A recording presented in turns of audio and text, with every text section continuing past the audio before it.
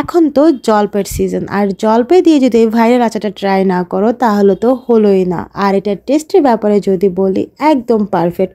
তো চলো রেসিপিটা শুরু করি। এই জন্য আমার প্রথমে লাগবে জলপাই।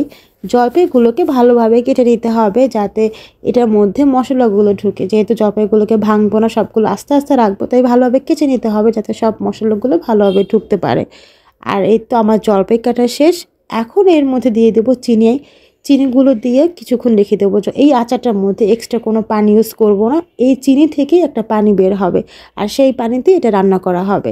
তো এই জন্য আধা ঘন্টা বা 1 ঘন্টা রেস্টে রেখে দিতে হবে।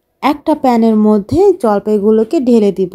এখন অ্যাড করব হলুদের গুঁড়ো, মরিচের গুঁড়ো, আর দিয়ে দিব রসুন আর পরিমাণ মতো লবণ।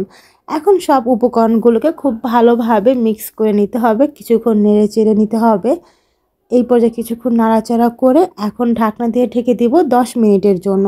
10 মিনিট পর ঢাকনা খুলে আবার কিছুক্ষণ নাড়াচাড়া করে নিতে হবে।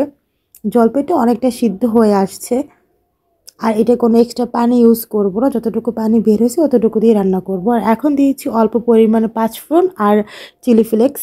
এগুলো দিয়ে আবার কিছুক্ষণ ভালোভাবে নাড়াচাড়া করে সব কিছুকে ভালোভাবে মিক্স করে নিতে হবে। জলপাইগুলো যেহেতু সিদ্ধ হয়ে আসছে, তাই বেশি নাড়াচাড়া করলে ভেঙে যেতে পারে। এই জন্য তোমরা কড়াইয়ের 2 পাশে ধরে এভাবে একটু করে দিতে পারো।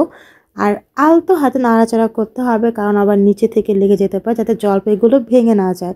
আমার জলপাই রান্না প্রায় শেষ হয়ে গেছে, আচার রেডি। এখন দিয়ে দিব সামান্য পরিমাণ বিট লবণ, আর দিয়ে দিচ্ছি 5 ফোড়ন আর অল্প পরিমাণ চিলি ফ্লেক্স। এখন সব কিছুকে আবার ভালোভাবে একটু মিক্স করে নিচ্ছি।